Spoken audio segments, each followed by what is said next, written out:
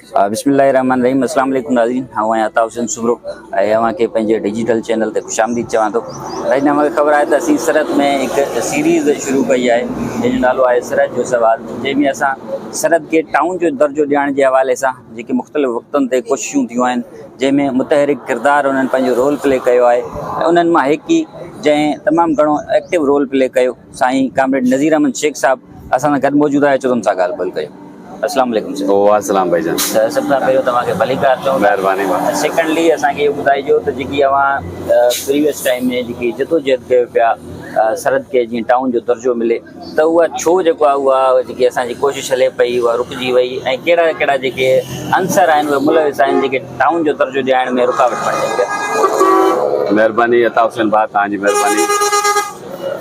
असां जेकी सरहद में टाउन कमेटी जे लाइ टाउन जे लाइ जदोजहद कईसीं पे, उन में असां जो दोस्त हफ़ीज़ ॾहेर या ज़ंगी साहिबु, पंहिंजो असांजो शेरी ताज जो जेको आहे सो कामिल सिकंदर, सॼी संगत दोस्त अॼु ताईं बि असांजी इहा जदोजहद आहे त बाबा टाउन कमेटी सरहद खे टाउन जो दर्जो ॾियो। छो त सिंध में सरहद खां तमामु नंढा शहर, ज़िले घोटकी में जेको आहे असां वटि तमामु नंढो शहर आहे आदलपुर।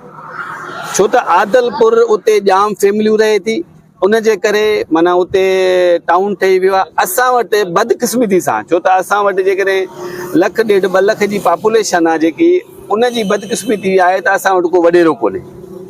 असां वटि को वॾेरो कोन्हे, जागीरदार कोन्हे, उनजी फैमिली कोन्हे।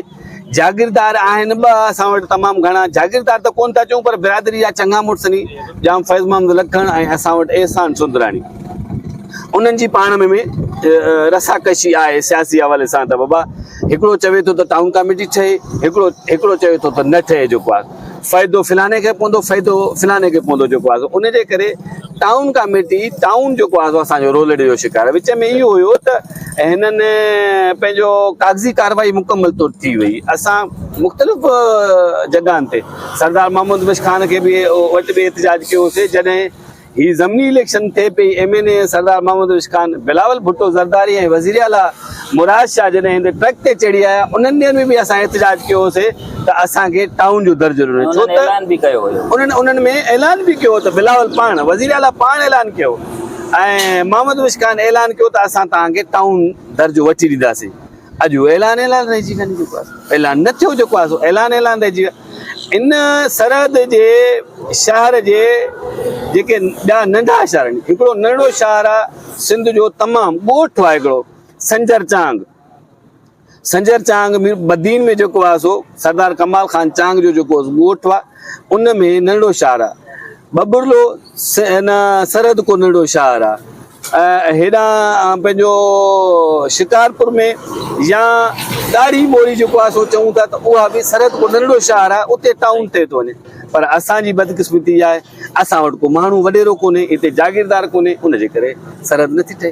कहिड़ा नुक़सान आहिनि ऐं कहिड़ा फ़ाइदा थींदा जे टाउन कमेटी ठहे? साईं, सरहद जेकॾहिं टाउन कमेटी ठहंदी त असांजी पसगिरदाई में ऐं असां वटि तमामु घणो हिकिड़ो फ़ाइदो इहो थींदो त डायरेक्ट जेको आहे सो हाणे जीअं आदलपुर खे 1 करोड़ 25 लख रुपया महीने जी बजट अचे थी।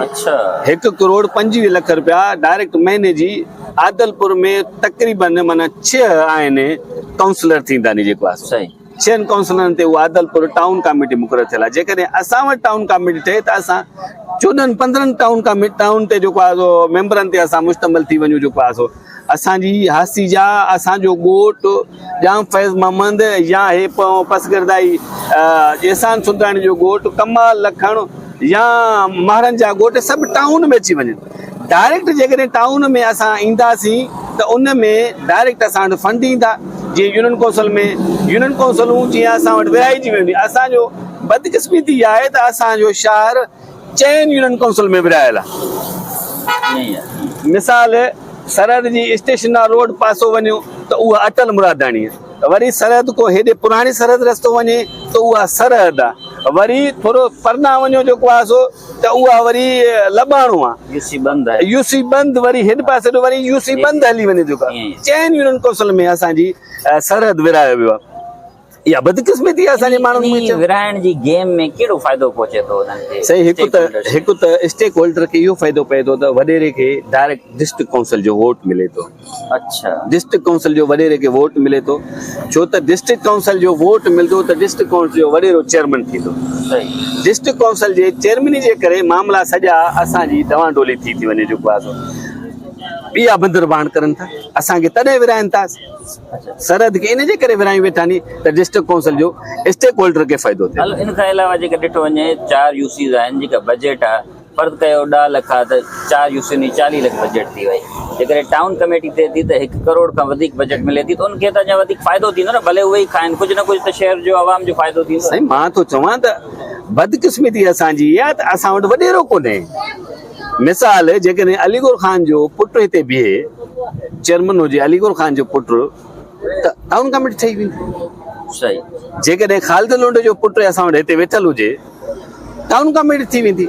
जेकॾहिं मिसाल तौर ते ॿियो को असांजो स्टेक होल्डर जेकॾहिं को माण्हू बीहे थो त उहो टाउन कमेटी थी सघे थी। असां वटि टाउन कमेटी हिन जे लाइ माना दाएं हथ जो ख़्यालु आहे। जेकॾहिं चाहिनि त यारोलुंड बि टाउन कमेटी जे विच में इहो हुयो प्रोपोज़ल त यारोलुंड टाउन कमेटी ठहे थी। यारोलुंड माना नंढो शहर आहे सरहद को, उते बि प्रोपोज़ल हो त टाउन कमेटी ठहे। टाउन कमेटी जी ॿिनि प्रोपोज़ल में सिंध में हिते घोटकी ज़िले में हिकिड़ो यारोलुंड ऐं हिकिड़ो सरहद, उहो प्रोपोज़ल काॾे वियो, कहिड़े जेको आहे सो रोलड़ जो शिकार थियो, इहा संदसि उन्हनि खे खपे। पंहिंजा जेके सियासी समाजी दोस्त अवां जहिड़ा कोशिशि करे रहिया आहिनि त सरहद खे टाउन कमेटी जो दर्जो मिले, उहे कहिड़ा उपाउ वठणु घुरिजनि जंहिंसां इहो असांजो मसइलो हल थी वञे?